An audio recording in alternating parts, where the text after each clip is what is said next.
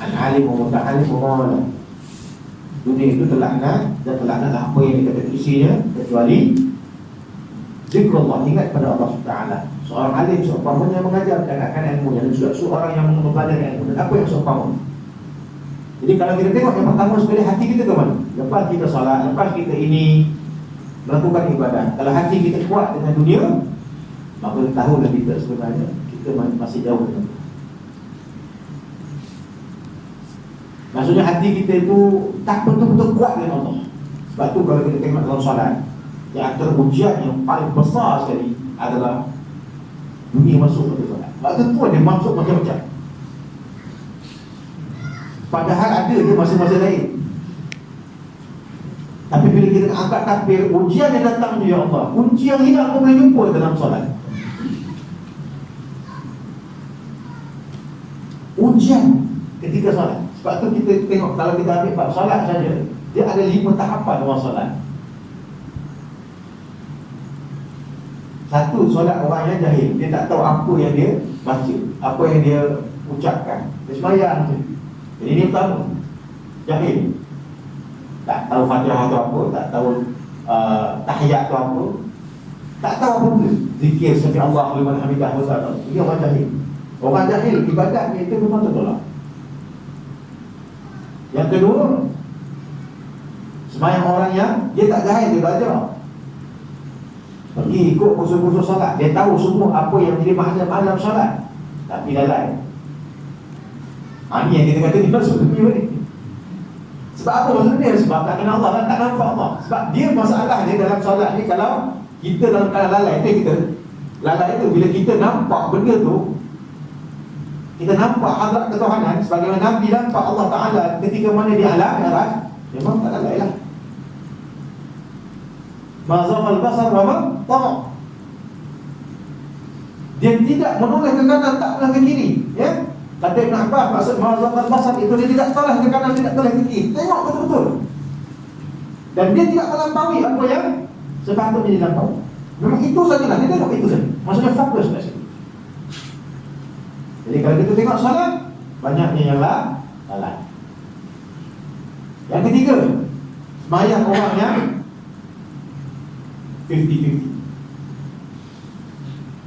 Kejap ingat, kejap lalai, kejap ingat, kejap lalai. Ini kalau orang niaga jangka 10 tahun, untung tak, rugi tak? Kita nak kata apa? Nak kata boleh mana? Tak boleh mana? Tenaga keluar, kan? Niaga untung pun tak, rugi pun tak. Dah asyik tolak apa, campur tolak. Rugi kan kita. Tapi paling tidak dia taklah kena seksa. Jadi yang ketiga, taraf orang salat, orang yang 50-50. Kejap dia khusyuk, kejap dia lalai, kejap dia khusyuk, kejap dia lalai. Ni tak usah cerita orang lain ni, ustaz-ustaz pun sama lah. Ustaz-ustaz lagi banyak dia ujian dia. Ya. Jadi ini golongan ketiga ketika mana salat. Maksudnya ketika solat tu dunia tu diuji pada kita. Jadi kita tahu bila mana hati kita tu dengan dunia tu lebih kurang dengan Tuhan, tahulah kita hubungan dengan Tuhan macam mana.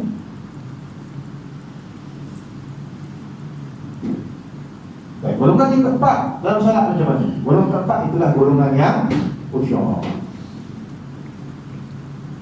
Al-abhal mu'minun alladzina hum fi salatihim khashi'un. Itulah baru Allah iktiraf dia sebagai orang mukmin. Artinya kalau dia ke peringkat yang ketiga, peringkat yang kedua, peringkat yang pertama, memang belum lagi mukmin. Terus ada cerita lah pasal mukmin. Walaupun kita ni cakap hebat, boleh bisyarah hebat, tapi kalau tak ada khusyuk dalam sembahyang, belum lagi tahap itu mukmin.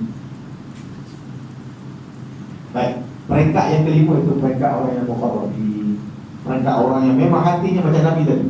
Allah sentiasa bukakan kepada Nabi itu, akan pembukaannya sampaikan bila mana waktu solat yang kemudiannya dinampakkan kepada Nabi SAW itu pembukaan yang besar. Dia minta ampun kepada Allah di atas pembukaan yang dilihat sebelumnya, yang tidak sehebat sebagaimana yang dihadapi. Nah itu bab solat. Jadi nak tengok yang pertama sekali indikasinya bila mana kita solat, hubungan kita dengan Allah macam mana? Kalau masuk dunia lagi, na'udzubillah min zalik. kita tu dalam keadaan yang sangat ini. Sebab pandangan Allah Ta'ala terhadap dunia ni terlalu tinggi. Yang kata hadis Nabi SAW disebutkan, kalaulah ada timbangan dunia itu pada Allah nilainya setimbang sayap nyamuk, setimbang sayap nyamuk ni, masaqal kafiru min surbatin min al-ma, tidak diberikan kepada orang kafir itu seteguk air untuk mereka minum kalau ada nilai insya-Allah Ta'ala. Buat apa nak bagi orang kafir itu? Bukan mereka itu sebab Allah, mereka mensyirikkan Allah Ta'ala, tapi bukan kerana seteguk air Allah bagi kepada orang kafir. Ya, selautan harta benda dunia Allah bagi kepada mereka, nak ambil lah. Maksudnya tak ada nilai dunia itu kepada Allah Ta'ala. Tapi benda itu kita ambil masuk dalam solat. Ketika mana kita kata inna solati wa nusuki wa mahyaya wa mamati lillahi rabbil alamin, wajjahtu wajhiya lillazi fatara samawati wal ardi wa musliman wa ana minal musyrikin. Ketika itu kita ucap, dan ketika itu kita masukkan dunia ni. Cuba bayangkan. Jadi kita nak cerita Isra dan Mi'raj ni, Nabi SAW perjalanan, Nabi tunjuk kita perjalanan Isra dan Mi'raj ni untuk kita kenal Allah Ta'ala. Tiba-tiba kita tak gunakan jalan tu untuk kita kenal Allah Ta'ala. Tapi sekadar mana kita melepaskan tanggungjawab kita sebagai seorang Muslim. Yang Muslim, tetapi jangan kita ingat bila kita dah solat selesai sembahyang itu dah jadi mukmin. Sebab orang mukmin yang Allah iktiraf yang kita sebut tadi pada orang yang khusyuk saja. Dan beza Muslim dengan mukmin tu. Yang pertama sekali, indikasinya tengok pada kita punya kecintaan kita, sama ada kepada Allah atau kepada kita. Kalau kita cinta kepada Allah, maka insya-Allah dunia ni lah. Sebab hati ni dia tidak letakkan padanya dua cinta.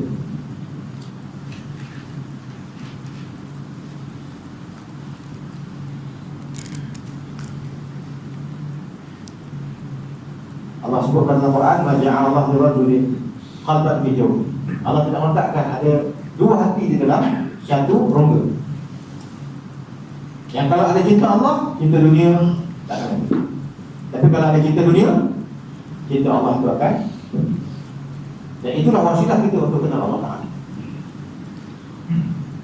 Jadi yang pertama sekali, kalau hati kita ni sibuk dengan dunia lagi, maka di situ sebenarnya cinta Allah Ta'ala. Kita hina pada Allah Subhanahu Wa Taala. Yang kedua, ketika mana kita solat, ketika mana kita berhadap dengan dunia, kalau hati kita tu bimbang, bukan setakat menghadap ke dunia, bimbang, maksud di situ hati belum lagi benar-benar dihadapkan kepada takdir Allah Subhanahu Wa Taala. Artinya sembahyang yang kita lakukan itu belum sampai ke tahap di mana kita boleh katakan inilah sesuatu yang Nabi ambil pada kita daripada malam Mi'raj itu diberi kepada kita untuk kenal Allah Ta'ala. Bila bimbang kita itu melebihi bimbang terhadap diri kita dengan dosa-dosa kita terhadap Allah Subhanahu Wa Taala ni, tidak bimbang hal-hal dunia ni, tak bimbang tengok dosa kita dalam solat, kita nampak orang yang salah, kita tak salah, maka dalam hal ini sebenarnya belum sampai ke tahap di mana kita nak menjadikan sembahyang kita itu Mi'raj di sisi Allah Ta'ala untuk bertemu dan bermunajat kepada Allah. Yang ketiga,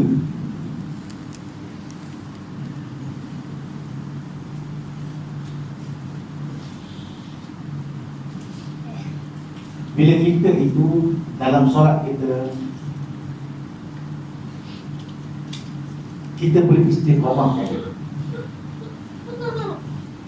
Maksudnya dalam ibadat yang lain juga kita boleh istiqamah. Bila kita kata istiqamah ni awal waktunya kita dapat untuk menyediakan diri kita untuk solat, dan hati kita seronok ketika mana nak solat. Artinya sudah ada istiqamah pada hati kita, seronok dengan ibadat sembahyang itu, seronok dengan ibadat-ibadat yang lain itu. Artinya di sisi waktu itu sebenarnya rahmat Allah Ta'ala itu sudah ada pada kita, sudah ada bantuan. Nak menunjukkan di waktu itu sebenarnya wasilah untuk kita mendapatkan rahmat dan kasih sayang Allah. Sebab kita ni kadang-kadang dia naik dan turun. Iman kita ni kadang-kadang dia naik. Waktu naik tu Allah sembahyang tepat. Memang waktu sembahyang tu memang tepat.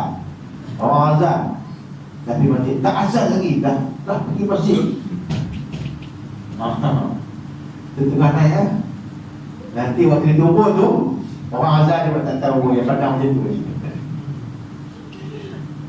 Isteri dah tak pergi ke surau pula, tak apalah, kemudian hari lain ada lagi. Dia jadi macam tu.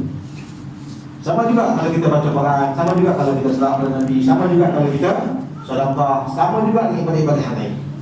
Tapi kita sekarang fokus pada solat. Jadi kalau mana sudah ada istiqamah dalam kita nak mengekalkan awal waktunya, nak mengekalkan akan kebersihannya, nak mengekalkan akan rasa khusyuknya, maka di situ sudah ada jalan. Maksudnya Allah Ta'ala dah bagi pada hati kita kekuatan untuk kita mendapat rahmat dan kasih sayang. Sepertinya dah ada tadi. Yang keempat, bila tiga perkara ni ada, iaitu hati dah dibawa kita kepada Allah, hati dibawa untuk kita ingin mengingati dosa kita lebih daripada tengok orang lain punya dosa, bimbang tentang diri kita berbanding bimbang dengan orang lain. Sudah diberikan kepada kita istiqamah dengan ibadat, dia datang perkara yang keempat, iaitu dibukakan bagi kita ilmu pengetahuan. Maka di waktu itu kita rasa seronok nak belajar tentang agama, khususnya hal ehwal yang berkaitan dengan ketuhanan, hal ehwal yang berkaitan dengan kedekatan kita dengan Allah Ta'ala, hal-hal yang berkaitan dengan mujahadah, muraqabah, ya, yang berkaitan dengan musyahadah, muhadarah dan sebagainya. Kerana dalam agama kita ini rasnya adalah akidah, rasnya adalah tauhid. Dan tauhid ini adalah sesuatu yang dibawa oleh Nabi sallallahu alaihi wasallam. Nabi sebelum itu, yang Nabi sallallahu alaihi wasallam bukan hanya dikhabarkan tentang Allah Subhanahu wa taala, diperkatakan tentang Allah dengan kalam iaitu Al-Quran, tapi Allah mengajak Nabi sallallahu alaihi wasallam untuk Isra dan Mi'raj, untuk bertemu dengan Allah. Jadi di situ asalnya adalah tauhid. Dan perkara ini yang kita nak bawa ketika mana kita salat.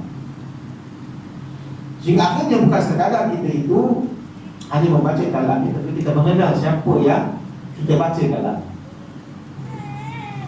Dan memang tidak boleh dilihat dengan mata kepala, tapi dengan mata hati itu sesuatu yang mungkin. Kerana Nabi mengisyaratkan kepada kita dalam hadis ihsan, anta qulullah ka'annaka tarah fa idza takun tarahu fa innahu yara. Kamu menyembah Allah Ta'ala setelah kamu lihat dia. Kalau kamu tak lihat dia, ketahui Allah Ta'ala itu melihat. Dan yang keempat, diberikan kepada kita ilmu, keserokan nak belajar. Artinya kita di dalam line yang itu, track yang dalam pengenalan kita menuju ke Allah. Yang kelima,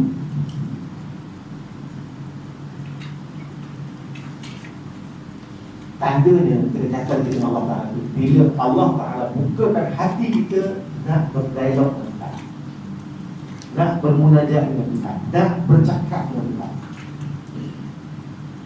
Sebab tu kalau Nabi di doa, Nabi SAW doa, dia tak doa macam kita. Alhamdulillah, wassalamualaikum warahmatullahi wabarakatuh. Habis.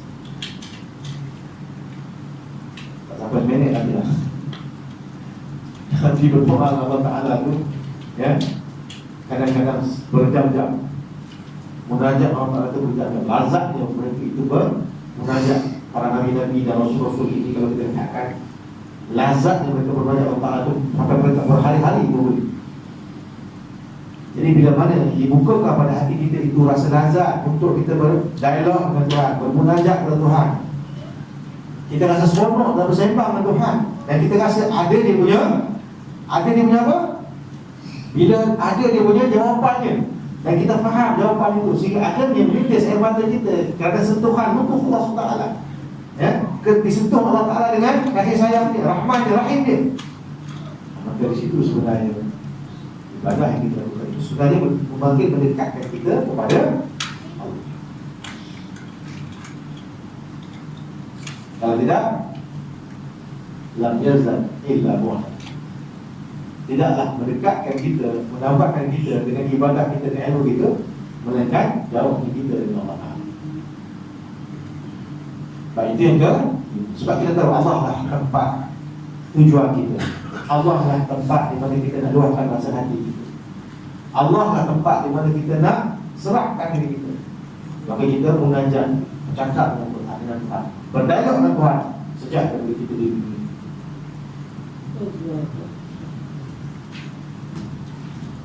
Itu yang kelima.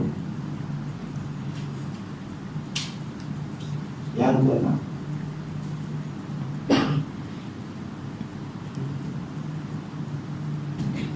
tanda Allah Ta'ala itu sayang kepada hamba.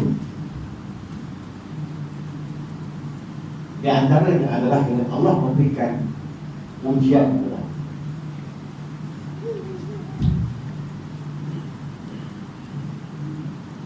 Sebenarnya makin berat ujian seseorang itu Allah Ta'ala timpakan kepadanya, sebenarnya makin sayang Allah.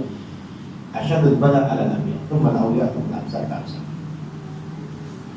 Sepaling berat ujian tu kepada para nabi, lepas tu para awliya, lepas tu ikut iman masing-masing. Jadi di antara tanda kasih sayang Allah pada kita itu adalah Allah turun ujian. Jadi kalau kita ni jenis tak ada ujian, okey, jadi kita tak ada apa-apa pun, kita kena hati.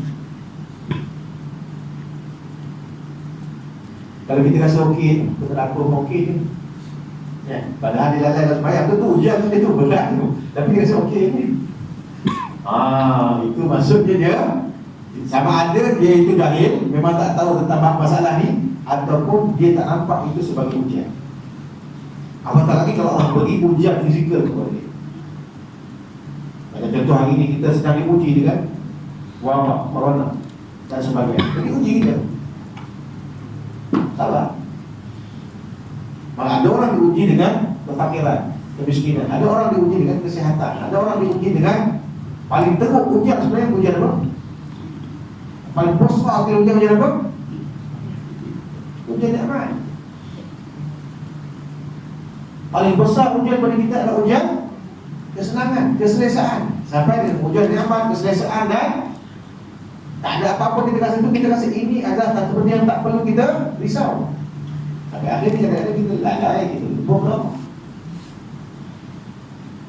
Jadi sebenarnya ujian yang Allah turun kepada kita ni, kalau ujian itu berbentuk ujian yang berat, hikmahnya pertama Allah nak hapuskan dosa kita. Mungkin antara kita ada yang kena penyakit kanser, ada yang kena penyakit leukemia, ada yang kena penyakit-penyakit yang berat-berat. Sebenarnya bila Allah bagi benda itu, ujungnya sebenarnya Allah nak hapuskan dosa kita. Ataupun kalau tak ada dosa pun Allah nak tingkatkan darjat di sisi. Kerana itu adalah tanda Allah kasih kepada kita. Jadi yang keenamnya ialah bila mana Allah Subhanahu Wa Taala memberikan ujian kepada kita, itu menunjukkan bahawa kita di dalam perjalanan yang benar. Innallaha ma'as sabirin. Yang penting sabar. Dan sabar di situ Allah bersama dengan orang sabar. Innama yuwaffa as-sabiruna ajruhum bighairi hisab. Dan Allah Taala menyempurnakan pahala orang yang sabar itu dengan bighairi hisab. Baik. Yang terakhir, yang kedua, bila mana kita beribadah kepada Allah Subhanahu Wa Taala, khusus dalam salat, maka kesan daripada ibadah kita itu akan melahirkan akhlak. Dia akan melahirkan akhlak dan adab. Akhlak dan adab ini ada dua. Satu akhlak dengan Allah, adab dengan Allah. Satu lagi adab dan akhlak dengan manusia. Contoh apa adab dengan Allah Ta'ala? Tidak rasa takut kepada dia, tidak rasa cinta selain dia, tidak rasa rindu selain Allah, rasa gerun dengan neraka dia, rasa cinta, rasa inginkan untuk bersyukur. Itu adalah adab kita dengan Allah Ta'ala. Sentiasa ingat pada Allah Ta'ala, sentiasa ingat pada Allah Ta'ala. Ketika disebut nama Allah, bergetar hati. Itu adab kita dengan Allah. Dan adab kita dengan makhluk macam mana? Adab kita dengan manusia, contohnya berkasih sayang sama manusia, bertolak ansur, bermaaf. Sentiasa kita tu memaafkan orang, membantu sama sini, menghulurkan bantuan. Kalau kita ada kelebihan, kita bagi kepada orang yang tidak berkemampuan. Nasihat dia kata jalan keluar. Kalau kita nampak dia silap, kita nasihatkan dia, tapi bukan memalukan dia, bukan menghainkan dia. Nasihat atas dasar kasih sayang. Dan inilah benarnya adab kita dengan manusia. Dan ini adalah tanda bahawa kita itu sedang dipantau dalam menuju kepada Allah Ta'ala, dalam menuju kepada Allah. Artinya, kalau ada tujuh benda ini kata para ulama, insyaAllah di situ akan jadi satu kayu ukur. Tak tahu kita dekat atau tidak Allah. Dan paling tidak dia menjadi satu indikasi untuk kita melihat dalam kita nak bersyahadah kepada Allah Ta'ala, dalam kita nak mengenal Allah Ta'ala itu, kita sudah lalu atau tidak, berjalan ataupun tidak untuk menuju ke Allah. Seumpama Nabi SAW diperjalankan ketika pada Isra dan Mi'rajnya. Sebab Nabi nak bertemu dengan Allah Ta'ala, diberikan kepada Nabi itu akan pertemuan yang paling indah dalam alam Mi'raj. Kita ni tuan-tuan belum, kita cerita lagi. Jadi kalau itu kita kena islahkan diri kita, dan kita kena tengok apa yang mampu kita buat melalui tujuh perkara yang kita sebutkan tadi, dan mudah-mudahan kita perbaiki ibadah kita selepas ini, khususnya salat yang menghubung kita dengan Allah, menghubung kita dengan Nabi SAW. Dan itu adalah merupakan hadiah yang terindah yang telah diberi Nabi SAW dari Allah Taala ketika pada malam Mi'raj yang diberikan kepada umatnya, dan juga sebagai hamba-hamba Allah Taala dalam proses nak menjadi hamba yang terbaik insya-Allah. Saya rasa itu saja yang dapat kita kongsi untuk perkara yang kita lakukan sebagai perjalanan Isra dan Mi'raj ini. Mudah-mudahan perkara itu dapat untuk berikan kebaikan kepada kita. Mudah-mudahan dapat untuk teruskan jalan kita untuk menuju Allah Ta'ala. Dan ingatlah bahawa sesungguhnya jalan untuk kita Mi'raj kepada Allah Ta'ala itu yang sebenarnya hari depan mata kita adalah salat. Kalau perbaikilah salat, insya-Allah akan kita bagi seluruh urusan. Wallahu a'lam. Aku lihat astaghfirullah wa lakum. Saya muslimin dan muslimat, atau mustaghfirin dan jadi taimin. Wabillahi taufiq. Assalamualaikum warahmatullahi taala wabarakatuh. Ya, aku bercerita dengan Profesor Barat dan Saudara Rasulullah SAW. Bismillahirrahmanirrahim. Fokus di dalam kesalahan. Wa tawassul bil haqq wa tawassul. Allah Ta'ala wa ilmu anta taqabbal Allah minna.